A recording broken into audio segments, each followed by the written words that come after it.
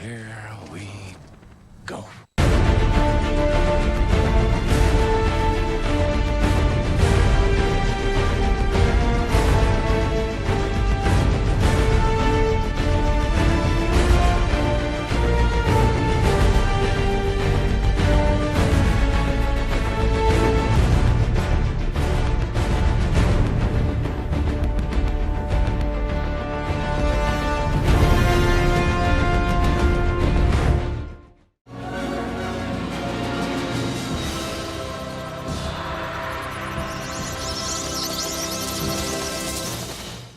Hello guys, I'm Comic Book Movie Film Productions, and welcome back to the DC Film Retrospective. Today's film is a follow-up to the massively successful first film starring the Caped Crusader himself, Batman Returns. After the success of the first film, a sequel was quickly put into production. Originally, Burton wasn't going to come back for a sequel unless it was going to be something exciting and different. Warner Bros. Meanwhile was developing scripts with different writers, while Burton and his crew were making Edward Scissorhands between the two films. Burton came back after he managed to get complete creative control over the script, which constantly was changing the roster of who was going to appear, from Billy D. Williams returning as Harvey Dent playing Christopher Walken's role in the final film, to Marlon Wayans playing a minor role as Robin, but eventually settled for Catwoman and the Penguin. The film was made and released in the theaters in June 1992, and was another hit at the box office and was once again given good reviews, but wasn't as successful as the first one due to many people, mostly parents, complaining how dark this film is and will eventually lead to Burton and Keaton leaving the franchise after this film, which we'll get more into when we discuss Batman Forever. Now with the history out of the way, let's get into the plot.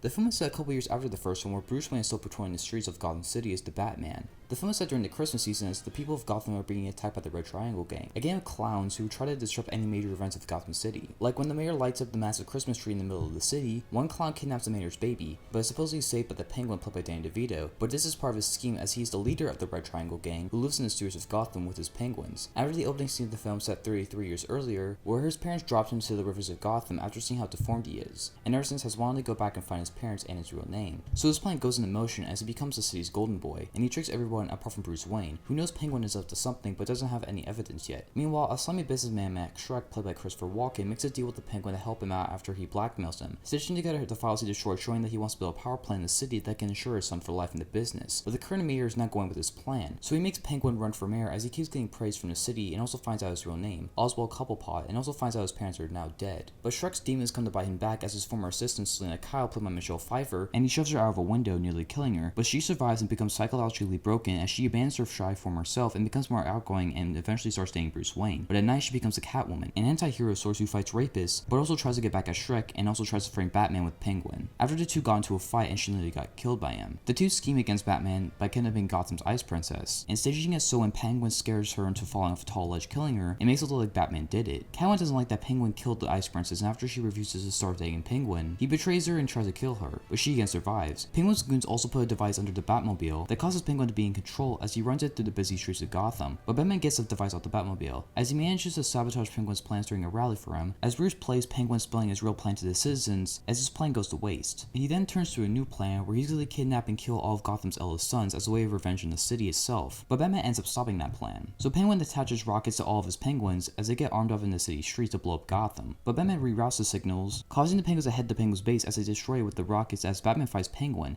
and with Batman winning as Penguin dies. Simultaneously, Penguin took Shrek as a hostage after he didn't want his son to be kidnapped at Shrek's Christmas party, which Penguin invaded as Catwoman shows up as Batman confesses his love for her, but she scrapes him and kills Shrek by electrocuting him, killing herself supposedly in the process. But Bruce can't find her body as he gets out of there as Penguin's base crumbles. The movie ends with Bruce getting Selena's cat in an alleyway after he sees her shadow driving home, but he doesn't see her, as the movie ends with the bat signal lighting up and Catwoman popping her head out of the shadows as credits roll.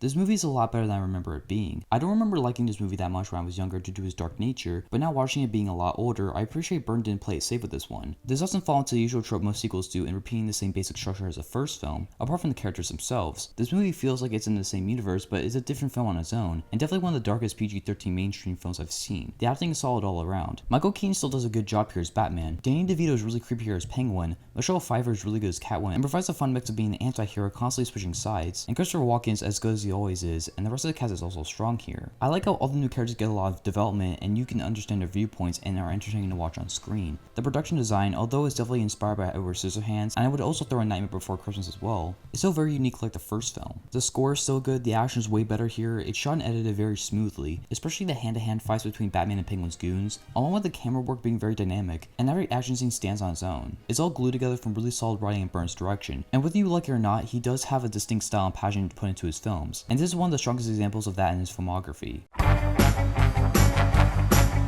This film, although it's different from the first film, does suffer from a lot of the same problems. Once again, Batman basically takes a backseat in this movie for Catwoman and the Penguin, which basically steals the show from it and always feels weird whenever he's on screen, due to the structuring of this one being quite off. There are certain chunks of the film where only certain characters are on screen, then we cut back to them 20 minutes later and it makes the film feel uneven. The only bit Batman gets in the film is with Selina Kyle and their romance, which just wasn't good. It's not as good as the romance between Bruce and Vicky in the first film, but it feels even more forced than last time, and the only good parts with them together on screen are when they're fighting each other in their superhero personas, delivering a lot of snappy dialogue which I liked, but by the end when Bruce expresses his love for Selina, it doesn't feel earned. Along with that, the tonal issues in the first film still remain here, and are even more jarring with how dark this film gets, not only in the look but also the plot as well, and they have some really goofy moments. That also makes the film feel uneven. Another problem is with Max Schreck. He doesn't really fit that much in this movie, and it's obvious that he was a standby for Harvey Dent, which would have been more interesting than this business tycoon, and like I said earlier with the structure, he just pops in and out whenever he feels like it, despite Christopher Walken doing a good job. Lastly, the pacing and drag, especially towards the end, that seems like it goes on and on, despite it's the same length as the first film.